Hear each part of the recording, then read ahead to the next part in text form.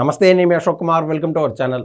YCP పరిస్థితి ఎంత దారుణంగా అంటే అంత దారుణంగా తయారైపోయిందని చెప్పడానికి ఒక నంద్యాల నియోజకవర్గం యొక్క పర్యవసానాలు, ఆ యొక్క వ్యవహారము ఇన్ డెప్త్ రూట్ లెవెల్ పల్లెటూరులో ఏమవుతుంది, అసలు వైసీపీ పార్టీ బతుకుందా, ఏమన్నా పోరాటం చేస్తుందా, జగన్మోహన్ రెడ్డి గారు ఏదన్నా ఒక కార్యక్రమానికి పిలుపునిస్తే ఎవరైనా ప్రజలు రోడ్లపైకి వస్తున్నారా, అక్కడ వైసీపీకి సంబంధించి ముఖ్య నాయకులు యాక్టివ్గా ఉండారా లేదనేది ఒక్కసారి క్వశ్చన్ మార్క్ వేసుకొని చూస్తే మనకు ఆటోమేటిక్గా అర్థమవుతుంది. వైసీపీ యొక్క ప్రభావం పూర్తి స్థాయిలో రాష్ట్ర వ్యాప్తంగా తగ్గిపోయింది. మరీ ముఖ్యంగా రాయలసీమ జిల్లాలో అయితే వైసీపీ అంతంత మాత్రమే ఉందని మనం స్పష్టంగా చెప్పొచ్చు.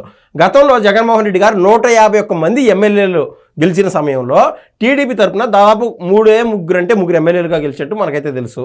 అయితే ఈ క్రమంలో అంత బలంగా ఉన్నటువంటి వైసీపీ రాయలసీమ జిల్లాలో ఈ రోజున తిమ్మి బమ్మి అవుతుంది, బమ్మి తిమ్మి అవుతుంది అని చెప్పి ఊరికే చెప్పలా. ఆ 3 సంఖ్య వాళ్ళకు పోయి మిగిలిన సంఖ్య వీళ్ళకు వచ్చినట్టు అత్యవసర మెజార్టీతో గెలిచారు ఆ ముగ్గురు కూడా వైసీపీకి సంబంధించి. అయితే కర్నూలు నియోజకవర్గానికి సంబంధించి గతంలో టీడీపీ 14 ఓడిపోయినటువంటి పరిస్థితులు మనం చూసాం 2019లో జరిగినటువంటి ఎలక్షన్స్ మూలాన. అయితే 2024కి ఏ రేంజ్లో మార్పు జరిగిందంటే మన కళ్ళెదుట నంద్యాల నియోజకవర్గం కావచ్చు, కర్నూలు జిల్లాలోని అన్ని నియోజకవర్గాలు మనం పూర్తి స్థాయిలో సమీక్షించితే మనకైతే అర్థమవుతుంది.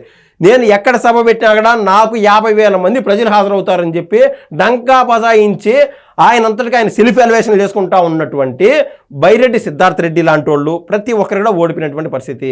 ఒక కర్నూలు జిల్లా నియోజకవర్గానికి గన మనం పూర్తి స్థాయిలో డెప్త్గా ఆలోచన చేసి చూస్తే భూమా నాగిరెడ్డి కుటుంబ సభ్యులు కావచ్చు, లేకుండా ఉంటే బైరెడ్డి రాజశేఖర రెడ్డి గారి కుటుంబ సభ్యులు కావచ్చు, లేకుండా ఉంటే శిల్పా మోహన్ రెడ్డి లేదా శిల్పా బ్రదర్స్గా పేరుగాంచినటువంటి శిల్పా కుటుంబీకులు కావచ్చు, ఇలాంటి వాళ్ళు ఈవెన్ బొగ్గన రాజేంద్రనాథ్ లాంటి ఈ కుటుంబ సభ్యుల యొక్క ప్రభావం ఎక్కువ మేర ఉంటుంది. కోట్ల యొక్క కుటుంబ సభ్యులు, ఈ విధంగా కొన్ని యొక్క కుటుంబాలు ఆ నియోజకవర్గ స్థాయిలో పూర్తి స్థాయిలో పట్టు సంపాదించున్నాయి. అయితే గతంలో మగటం లేని మహారాజులుగా విరిగినటువంటి శిల్పా మోహన్ రెడ్డి, శిల్పా చక్రపాణి రెడ్డి లాంటి వాళ్ళు టీడీపీకి ఆ మధ్య దూరం అయిపోయినారు. వైసీపీ అధికారంలోకి వస్తుంది, వైసీపీ గెలిచింది అనేటువంటి ఆ ఊహాగానాలు ఉన్నటువంటి నేపథ్యంలో 2019కి యొక్క కాలంలో ఈ యొక్క శిల్పా మోహన్ రెడ్డి కుటుంబ సభ్యులు పూర్తి స్థాయిలో వైసీపీలో జాయిన్ అయిపోయినారు. ఆయనకి సంబంధించి ఈరోజు నంద్యాలలో వైసీపీ పూర్తి స్థాయిలో ఓడిపోయినందున ఇప్పటికైనా సరే ఇంకా ఎలక్షన్స్ తిప్పి కొడితే 3 సంవత్సరాలు ఉన్నది, ఇప్పటి నుంచైనా గ్రౌండ్ వర్క్ చేసుకుందాము, ఈసారి ఎలక్షన్లో అయినా గెలిద్దాము, ఈ దప్ప మనం ఓడిపించారు కాబట్టి ప్రజలు ఈసారైనా సింపతితో గెలిపిస్తారనేటువంటి చిన్నపాటి ఆలోచన పక్కన పెడితే కనీసం ఆశ కూడా ఈ యొక్క కనీసం ఆశ కూడా ఈ యొక్క కుటుంబ సభ్యుల్లో చిన్నపాటిగా చిగురించలేదంటే ఆ యొక్క నియోజకవర్గ పరిస్థితి ఎంత దారుణంగా ఉందో మనకైతే అర్థమవుతుంది. దానికి సంబంధించినటువంటి ఇన్ఫర్మేషన్ చూడండి. నంద్యాలలో గెస్ట్ లీడర్ అంట ఎవరు, స్వయంగా అల్లు అర్జున్ స్నేహితుడైనటువంటి శిల్పా రవి. ఇతను గతంలో అల్లు అర్జున్ గారిని ఆ యొక్క నియోజకవర్గానికి ప్రచార నిమిత్తం పిలిపించుకున్నారు. కానీ అది కాస్త కాంట్రవర్సీలకు కేర్ ఆఫ్ అడ్రస్గా అయింది. ఇప్పుడు చూడండి, నియోజకవర్గానికి శిల్పా రవి దూరం, అప్పుడప్పుడు మాత్రమే దర్శనం, దాదాపు హైదరాబాద్లోనే మాజీ ఎమ్మెల్యే, వైసీపీ ప్రోగ్రాంలకు అప్పుడప్పుడు హాజరు, పార్టీ కార్యకర్తల్లో తీవ్ర అసంతృప్తి, ఇటీవలే పార్టీకి గుడ్ బై చెప్పిన ముఖ్య నేత శిల్పా రవి మారాలంటున్న వైసీపీ క్యాడర్.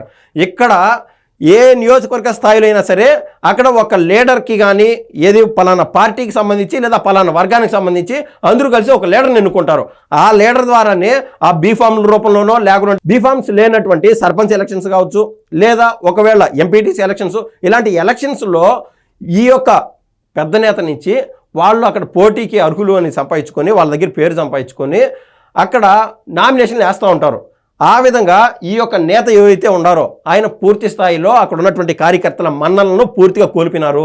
ఆయన ఫ్యాన్ బేస్ అని చెప్పుకుంటా ఎవరైతే ఉన్నారో వాళ్ళే ఈ నాయకుడిని మార్చేయండి, మాకు అందుబాటులో లేడు, ఈయన పూర్తిగా హైదరాబాద్లోనే ఉన్నాడు, ఇలాంటి నాయకుడిని పెట్టుకొని వైసీపీని మేము ఎట్లా గెలిపించాలా, ఎమ్మెల్యే స్థాయి నాయకుడు గెలుస్తాడో లేదో ఎమ్మెల్యే ఎలక్షన్స్ వచ్చేటప్పుడు మళ్ళీ చూసుకోవచ్చు. కానీ ఇప్పుడు అతి త్వరలో జరగనున్నటువంటి స్థానిక సంస్థల ఎలక్షన్స్ కావచ్చు, సర్పంచ్ ఎలక్షన్స్ కావచ్చు, ఎంపీటీసీ ఎలక్షన్స్ కావచ్చు, వీటికైనా కనీసం పార్టీ బతుకుండాలి కదా. ఈ యొక్క నంద్యాల నియోజకవర్గంలో వైసీపీ బతుకుండాలని చెప్పి ఎమ్మెల్యే ఎలక్షన్స్ అప్పటికి ధైర్యం ఇచ్చే విధంగా, ఎనర్జీ ఇచ్చే విధంగా మేము ఏ విధంగా పోరాడాలా, మాకు ఎవరు నామినేషన్ టికెట్లు ఫామ్స్ ఇస్తారు, ఇవన్నీ మాకు అర్థమే కాలేదని చెప్పి ఈ మధ్య అంబటి రాంబాబు లాంటి సత్తెనపల్లి నియోజకవర్గ నేత ఏ విధంగా అయితే జగన్మోహన్ రెడ్డి వద్దకు పంచాయతీకి తీసుకెళ్లారో అదేవిధంగా నంద్యాల నియోజకవర్గానికి సంబంధించి అక్కడ ఉన్నటువంటి కార్యకర్తలు రుసరుసలాడుతున్నారు, కొత్తలాడిపోతున్నారని మనకైతే అర్థమవుతోంది. వైసీపీ నేత నంద్యాల మాజీ ఎమ్మెల్యే శిల్పా రవి వ్యవహార శైలి ఇప్పుడు వైసీపీలో హాట్ టాపిక్ గా మారింది. 2024 వైసీపీ ఎన్నికల్లో ఓడిపోయిన తర్వాత ఆ నియోజకవర్గానికి రావడమే మానేశారు. అప్పుడప్పుడు చుట్టం చూపుగా తప్ప యాక్టివ్ రోల్ చేయడం లేదు. శిల్పా రవి పేరుకే నియోజకవర్గ ఇన్ఛార్జిగా వ్యవహరిస్తున్నారు. కూటమి ప్రభుత్వం అధికారంలోకి వచ్చి 2 ఏళ్లు కావస్తున్నా ఆ నియోజకవర్గంలో ప్రభుత్వం తప్పిదాలను ప్రశ్నించే నాయకులు కరువయ్యారు. ఇటీవల కాలంలో వైసీపీ ప్రభుత్వానికి వ్యతిరేకంగా అనేక కార్యక్రమాలు అయితే నిర్వహించింది. ప్రభుత్వ వైఫల్యాలను ప్రశ్నిస్తూ విద్యార్థి యువజన సమస్యలపై పోరు సాగించింది. ఇక్కడ దీన్ని బట్టి మనకు స్పష్టంగా అర్థమవుతుంది ఏంది, ఏ నియోజకవర్గంలో అయినా సరే, ఎంత మంచి ప్రభుత్వం అయినా సరే, డెత్ లెవెల్లో కొంతమంది 10 మంది లబ్ధిదారులు ఎవరైనా ఉంటే వాళ్ళకు ఏదైనా ఆధార్ కార్డు లేకపోవడమో, లేకుండా ఇన్కమ్ సర్టిఫికేట్ లేకపోవడమో, లేకుండా ఉంటే భూములకు సంబంధించి పట్టా బుక్కు లేకపోవడమో, లేకుండా ఉంటే ఆన్లైన్లో 1B అడంగా లెక్కకపోవడమో, ఇలాంటి రూట్ లెవెల్ అనేక సమస్యలు ఉంటాయి. వాటికి సంబంధించి వాళ్ళకు చెప్పుకోవడానికి ఒక నాయకుడు అనేవాడు అవసరము. ఆ నాయకుడు అనేవాడు లేక వైసీపీ కార్యకర్తలు అల్లాడిపోతూ నెమ్మదిగా ఏమవుతుందంటే వాళ్ళు టీడీపీలోకి జారుకుంటున్నారు.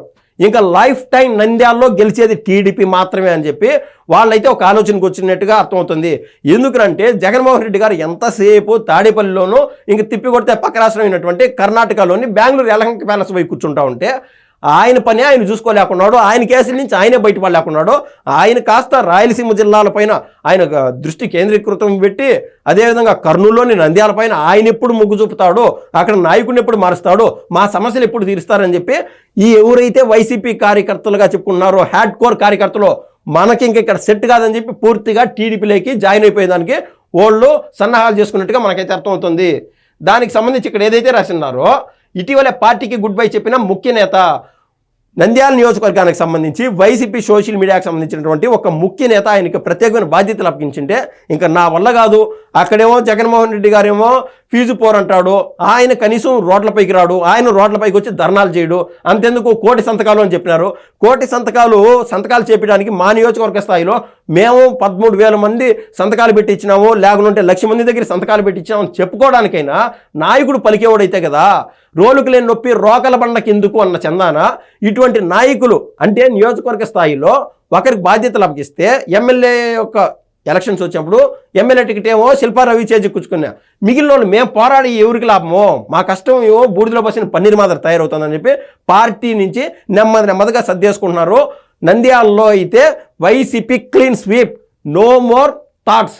అంటే వైసీపీ అక్కడ ఎవరైనా అభ్యర్థిని పెట్టాం కదా, అది కాస్త పార్టీని మోసేదానికి కొన్ని కోట్లు ఖర్చు పెట్టి అది వృధా ప్రయాస తప్ప అసలు నంద్యాల నియోజకవర్గ బాధ్యతలు స్వీకరించడానికి కూడా ఎవరు ముందుకు రానంత దూరాన వైసీపీ పార్టీని ఆ నియోజకవర్గంలో అట్టడుగు స్థాయికి తీసుకొని పోయినాడు శిల్పా రవి అనేటువంటి వ్యక్తి. ఇక్కడ చూడండి, ముఖ్యంగా ఈ విధానాన్ని వ్యతిరేకిస్తూ 1 కోటి సంతకాల సేకరణ చేపట్టింది. ఈ కార్యక్రమంలో అడపడప 1-2 చోట్ల తప్ప ఎక్కడా శిల్పా రవి కనిపించిన దాఖలాలు అయితే లేవు. 2029 ఎలక్షన్లలో రాష్ట్రంలో మళ్ళీ అధికారంలోకి రావడమే టార్గెట్గా పెట్టుకున్న జగన్ వ్యూహాలు రచిస్తుంటే రాష్ట్ర వ్యాప్తంగా చాలా నియోజకవర్గాల్లో ఇన్ఛార్జీల పరిస్థితి మరోలా ఉంది. పార్టీ కార్యక్రమాలకు ఇన్ఛార్జీలకు దూరంగా ఉండటం, కూటమి ప్రభుత్వం నేతలు చేసే అరాచకాలు చెప్పుకుందామని పార్టీ కార్యకర్తలు ఇన్ఛార్జీల వద్దకు వెళ్ళినా పట్టించుకోని పరిస్థితులు అయితే లేవు. పట్టించుకోవడం లేదు. ఇంకా దీంతో కార్యకర్తలు వైసీపీని వీడి ఇతర పార్టీలోకి చేరిపోతున్నారు. ఇలాంటి పరిస్థితి చాలా నియోజకవర్గాల్లో కనిపిస్తుంది. దీంతో రాజకీయంగా జగన్మోహన్ రెడ్డి వ్యవహారం 1 అడుగు ముందుకు 2 అడుగులు వెనక్కు అన్న చందాన మారిపోయింది. ఈ పరిస్థితికి బెస్ట్ ఎగ్జాంపుల్గా శిల్పా రవి ఇన్ఛార్జ్గా ఉన్న నంద్యాల నియోజకవర్గం ఉదాహరణగా నిలుస్తోంది. మనం ఏదైతే శిల్పా రవి గురించి చెప్పినామో ఇప్పటిదాకా శిల్పా మోహన్ రెడ్డి కావచ్చు, శిల్పా చక్రపాణి రెడ్డి కావచ్చు, టీడీపీలో ఒక వెలుగుందినారనమాట ఆ రోజుల్లో. అయితే జగన్మోహన్ రెడ్డి గారు ప్రభుత్వంలోకి వస్తారని చెప్పి వైసీపీలో జాయిన్ అయిపోయి తద్వారా ఎమ్మెల్సీ సీట్ దక్కించుకొని శిల్పా చక్రపాణి రెడ్డి ఇలాంటి వాళ్ళు కూడా మళ్ళీ పోయి ఆడ శ్రీశైలంకు పోయి పోటీ చేసి అక్కడ కూడా ఓడిపోయి ఎట్లయిపోయిందంటే ఈ యొక్క పెద్ద నేతలు చెప్పుకునేటువంటి కొంతమంది పరిస్థితి ఏళ్ళు కావచ్చు, లేకుంటే బుగ్గన రాజేంద్రనాథ్ లాంటి వాళ్ళు కావచ్చు, మాజీ ఆర్థిక మంత్రి, ఇలాంటి వాళ్ళ పరిస్థితి వాళ్ళు భవిష్యత్తులో ఎక్కడ పోటీ చేయాలన్నా కూడా, ఎలా పోటీ చేయాలన్నా కూడా వాళ్ళు ఇంకా లైఫ్ టైంలో గెలవలేరనేటువంటి ఆ ఒక అంశానికి వాళ్ళ మనసులో వాళ్ళని పట్టి పీడిస్తుందని మనకైతే అర్థమవుతుంది. ఒకవేళ తిరుపతి నియోజకవర్గంలో బొమ్మన కరుణాకర్ రెడ్డి వ్యవహారం చూసినా కూడా అదే విధంగా ఉండాలి. ఇంకా శ్రీకాకుళంలోని దువ్వాడ శ్రీనివాస్ వచ్చి పంటి కింద రాయి మాదిరి తయారైపోయినాడు జగన్మోహన్ రెడ్డి గారికి. అక్కడ ఎవరైతే కేడి బ్రదర్స్ అని ఈయన సంబోధిస్తున్నాడో దువ్వాడ శ్రీనివాసు, ఒక పక్క కృష్ణదాసు, ఒక పక్క ధర్మాన ప్రసాద్, ఇలాంటి వాళ్ళు పార్టీకి గుదిబండ మాదిరి తయారైపోయినారు. పార్టీని విజయ తీరాలకి మోసుకొని పోయేదానికి సరైన నాయకుడు అంటూ లేరు. ఈ నాయకుల్ని ఎంచుకునే విధానంలో జగన్మోహన్ రెడ్డి గారు పూర్తిగా తప్పు చేస్తున్నారు. ఎంతసేపు వైసీపీ సోషల్ మీడియాలో ఏదో గింజుకోవడం తప్ప రూట్ లెవెల్లో వైసీపీ ప్రభావం పూర్తిగా తగ్గిపోయింది. పైనకు కనిపించేది ఒక రకము, కింద గ్రౌండ్ లెవెల్లో జరిగేది మరో రకం అని చెప్పి ఎవరైతే రాజకీయ నిపుణులు ఉన్నారో వాళ్ళైతే స్పష్టంగా అభిప్రాయపడుతున్నారు.